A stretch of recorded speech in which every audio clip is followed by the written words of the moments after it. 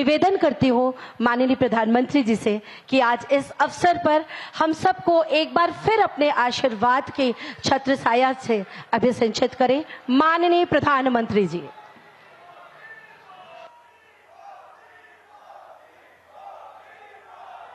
हर हर महादेव।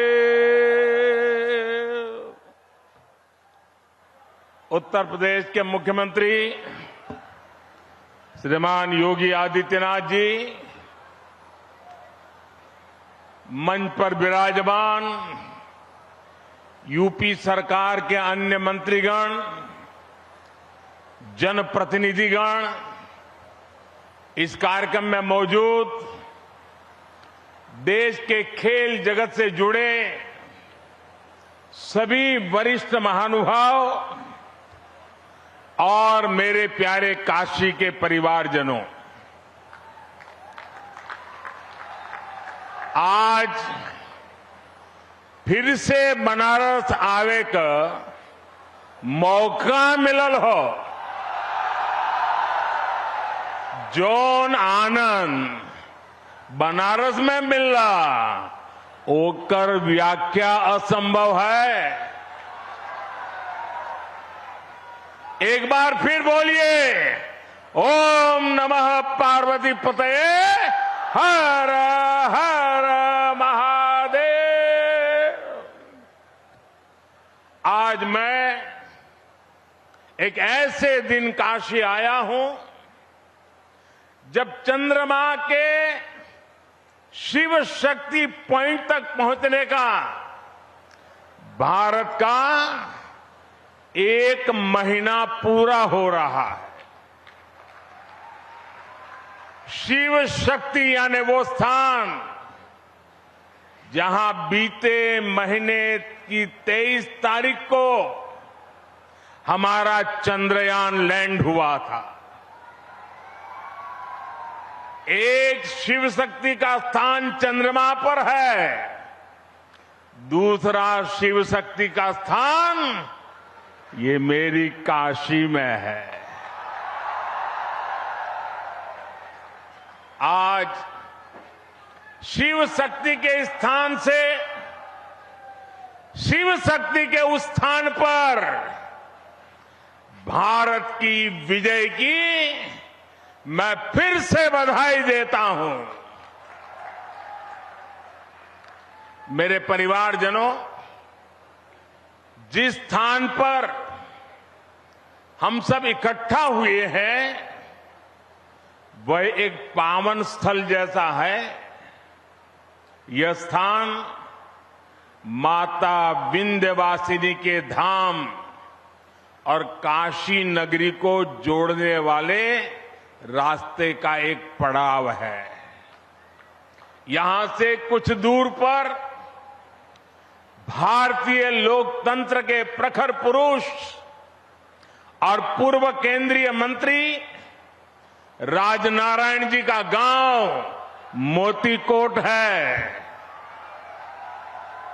मैं इस धरती से आदरणीय राजनारायण जी और उनकी जन्मभूमि को सर झुका करके प्रणाम करता हूं। मेरे प्यारे परिवारजनों, काशी में आज एक इंटरनेशनल क्रिकेट स्टेडियम की आधारशिला रखी गई है। ये स्टेडियम न सिर्फ वाराणसी बल्कि पूर्वांचल के युवाओं के लिए एक वरदान जैसा होगा। ये स्टेडियम जब बनकर तैयार हो जाएगा तो इसमें एक साथ 30,000 से ज्यादा लोग बैठकर के मैच देख पाएंगे। और मैं जानता हूं, जब से इस स्टेडियम की तस्वीरें बाहर आई हैं, हर काशीवासी गदगद हो गया है। महादेव की नगरी में ये स्टेडियम, उसकी डिजाइन, स्वयं महादेव को ही समर्पित है।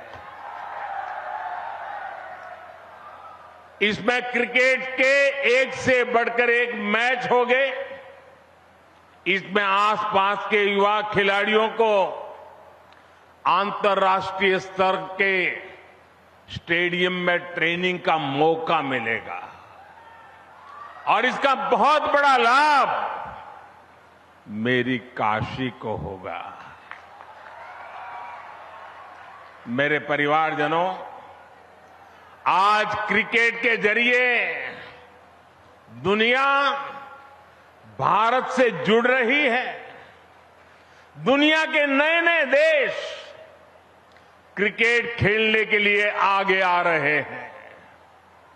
जाहिर है, आने वाले दिनों में क्रिकेट मैचों की संख्या भी बढ़ने जा रही है और जब क्रिकेट मैच बढ़ेंगे तो नए नए स्टेडियम भी जरूरत पड़ने वाली है।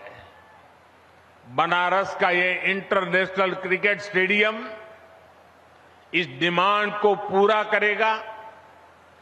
पूरे पूर्वांचल का चमकता हुआ ये सितारा बनने वाला है।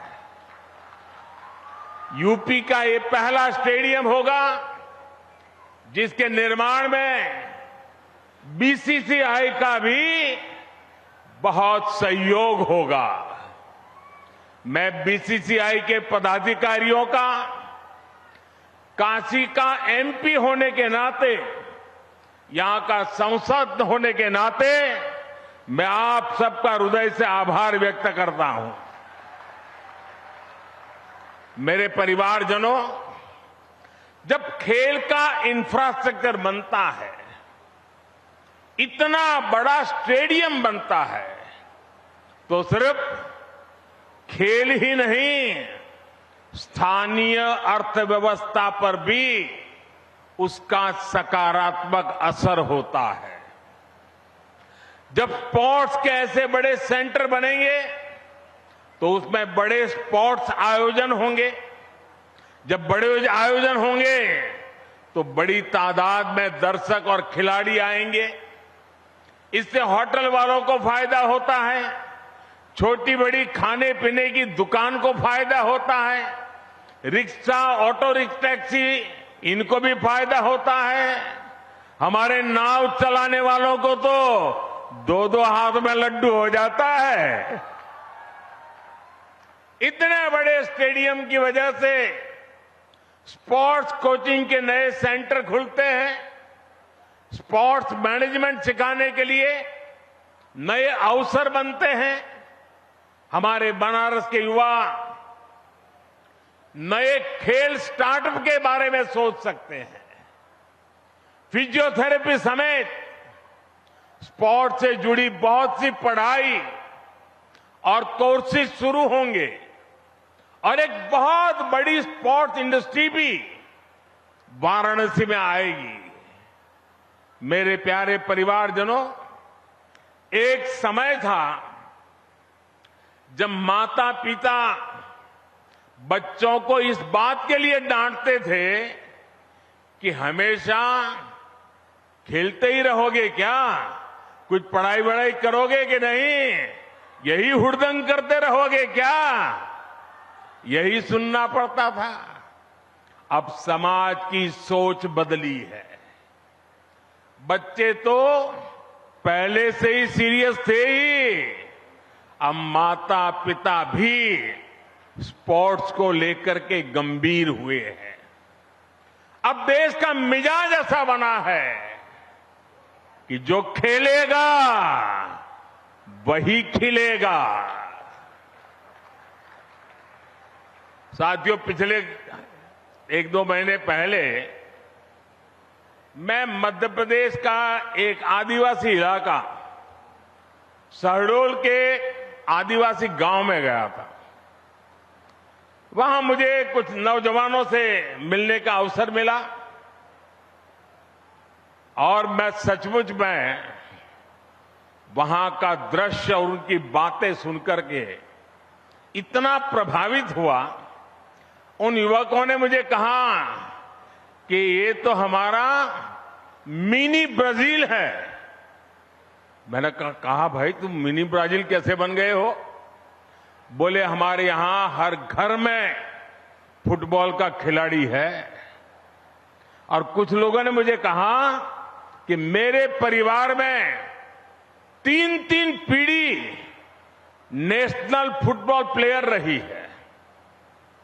एक प्लेयर रिटायर्ड होने के बाद उसने वहां अपना जान लगा दी और आज हर पीढ़ी का व्यक्ति आपको वहां फुटबॉल खेलता नजर आएगा। और वो कहते हैं कि हमारा जब एनुअल फंक्शन होता है तो कोई घर में आपको नहीं मिलेगा। इस पूरे इलाके के सैकड़ों गांव और लाखों की तादाद में लोग 2-2, 4-4 दिन मैदान में डटे रहते हैं। ये कल्चर उसे सुनकर के, देख करके देश के उज्जवल भविष्य का विश्वास मेरा बढ़ जाता है। और काशी का सांसद होने के नाते मैं यहां आए बदलावों का भी साक्षी बना। सांसद खेल प्रतियोगिता के दौरान जो उत्साह यहां रहता है उसकी जानकारी मुझे लगातार पहुंचती रहती है। काशी के युवा स्पोर्ट्स की दुनिया में अपना नाम कमाए, मेरी यही कामना है। इसलिए हमारा प्रयास वाराणसी के युवाओं को उच्च स्तरीय खेल सुविधाएं देने का है। इसी सोच के साथ इस नए स्टेडियम के साथ ही सीगरा स्टेडियम पर भी करीब 400 करोड़ रुपए खर्च किए जा रहे हैं। सीगरा स्टेडियम में 50 से अधिक खेलों के लिए जरूरी सुविधाएं विकसित की जा रही है। और इसकी एक और खास बात है, ये देश का पहला बहुस्तरीय स्पोर्ट्स कॉम्प्लेक्स होगा जो दिव्यांगजनों को ध्यान में रखकर बनाया जा रहा है। इसे भी बहुत जल्द ही काशी वासियों को समर्पित किया जाएगा। बड़ालालपुर उसमें बना सिंथेटिक ट्रैक हो, सिंथेटिक बास्केटबॉल कोर्ट हो, अलग अलग अखाड़ों को प्रोत्साहन देना हो, हम नया निर्माण तो कर ही रहे हैं पर शहर की पुरानी व्यवस्थाओं को भी सुधार रहे हैं। मेरे परिवारजनों, खेलों में आज भारत को जो सफलता मिल रही है वो देश की सोच में आए बदलाव का परिणाम है। हमने स्पोर्ट्स को युवाओं की फिटनेस और युवाओं के रोजगार और उनकी कैरियर से जोड़ा है। 9 वर्ष पहले की तुलना में इस वर्ष केंद्रीय खेल बजट 3 गुना बढ़ाया गया है। खेलो इंडिया प्रोग्राम के बजट में तो पिछले वर्ष की तुलना में लगभग 70% वृद्धि की गई है। सरकार आज स्कूल से लेकर ओलंपिक पोडियम तक हमारे खिलाड़ियों के साथ टीम मेंबर बनकर साथ चलती है। खेलो इंडिया के तहत देश भर में स्कूल से यूनिवर्सिटी तक की खेल प्रतियोगिताएं हुई है। इनमें बड़ी संख्या में हमारी बेटियों ने भी हिस्सा लिया है। सरकार कदम कदम पर खिलाड़ियों की हर संभव मदद कर रही है। ओलंपिक पोडियम स्कीम भी ऐसा ही एक प्रयास है। इसके तहत देश के शीर्ष खिलाड़ियों को सरकार पूरे साल में खाने पीने, फिटनेस से लेकर ट्रेनिंग तक लाखों रुपए की मदद देती है। इसका परिणाम हम आज हर अंतर्राष्ट्रीय कंपटीशन में देख रहे हैं। अभी कुछ समय पहले ही वर्ल्ड यूनिवर्सिटी गेम्स में भारत ने इतिहास रचा है। इन गेम्स के इतिहास में कुल मिलाकर भारत ने जितने मेडल जीते थे पिछले कई दशकों में, उससे ज्यादा मेडल सिर्फ इस साल जीत करके हमारे बच्चे ले आए हैं। वैसे आज से एशियन गेम्स भी शुरू हो रहे हैं। एशियन गेम्स में हिस्सा लेने गए सभी भारतीय खिलाड़ियों को मैं अपनी शुभकामनाएं देता हूं। साथियों, भारत के गांव-गांव में, कोने-कोने में खेल प्रतिभाएं मौजूद है। खेलों के महारथी मौजूद है। जरूरी है इन्हें तलाशना और इन्हें तराशना। आज छोटे से छोटे गांवों से निकले युवा पूरे देश की शान बने हुए हैं। ये उदाहरण बताते हैं कि हमारे छोटे शहरों के खिलाड़ियों में कितना टैलेंट है, कितनी प्रतिभा है। हमें इस टैलेंट को ज्यादा से ज्यादा अवसर देने हैं। इसलिए खेलो इंडिया अभियान से आज बहुत कम उम्र में ही देश के कोने कोने में टैलेंट की पहचान की जा रही है। खिलाड़ियों की पहचान करके उन्हें इंटरनेशनल लेवल का एथलीट बनाने के लिए सरकार हर कदम उठा रही है। आज इस कार्यक्रम में बहुत से दिग्गज खिलाड़ी हमारे बीच विशेष तौर पर पधारे हैं। स्पोर्ट्स की दुनिया में उन्होंने देश का नाम रोशन किया है। काशी से ये स्नेह दिखाने के लिए मैं उन सबका विशेष रूप से आभार व्यक्त करता हूं। मेरे परिवारजनों, आज खिलाड़ियों को आगे बढ़ाने के लिए अच्छे कोच और अच्छे कोचिंग का होना उतना ही जरूरी है। यहां जो दिग्गज खिलाड़ी मौजूद है वो इसकी अहमियत जताते हैं और इसको जानते हैं। इसलिए आज सरकार खिलाड़ियों के लिए अच्छी कोचिंग की व्यवस्था भी कर रही है। जो खिलाड़ी बड़ी प्रतियोगिताओं में खेल कर आते हैं, जिन्हें राष्ट्रीय अंतर्राष्ट्रीय अनुभव है, उन्हें बतौर कोच काम करने के लिए प्रोत्साहित किया जा रहा है। देश में बीते कुछ वर्षों में युवाओं को अलग अलग खेलों से जोड़ा गया है। साथियों, सरकार गांव-गांव में जो आधुनिक खेल के इंफ्रास्ट्रक्चर का निर्माण कर रही है, उससे गांव के छोटे कस्बों के खिलाड़ियों को भी नए मौके मिलेंगे। पहले बेहतर स्टेडियम सिर्फ दिल्ली, मुंबई, कोलकाता, चेन्नई ऐसे बड़े शहरों में ही उपलब्ध थे। अब देश के हर कोने में, देश के दूर सुदूर इलाकों में भी खिलाड़ियों को ये सुविधाएं देने की कोशिश हो रही है। मुझे खुशी है कि खेलो इंडिया प्रोग्राम के तहत जो स्पोर्ट्स इंफ्रास्ट्रक्चर बनाया जा रहा है, उसका बहुत अधिक लाभ हमारी बेटियों को हो रहा है। अब बेटियों को खेलने के लिए, ट्रेनिंग के लिए घर से ज्यादा दूर जाने की मजबूरी कम हो रही है। साथियों, नई नेशनल एजुकेशन पॉलिसी में खेल को उसी कैटेगरी में रखा गया है जैसे साइंस, कॉमर्स या दूसरी पढ़ाई हो। पहले खेल को सिर्फ एक एक्स्ट्रा एक्टिविटी माना जाता था, लेकिन अब ऐसा नहीं है। अब स्पोर्ट्स को स्कूलों में बकायदा एक विषय की तरह पढ़ाए जाना तय हुआ है। ये हमारी सरकार है जिसने देश की पहली नेशनल स्पोर्ट्स यूनिवर्सिटी मणिपुर में स्थापित की है। यूपी में भी स्पोर्ट फैसिलिटी पर हजारों करोड़ रुपए खर्च किए जा रहे हैं।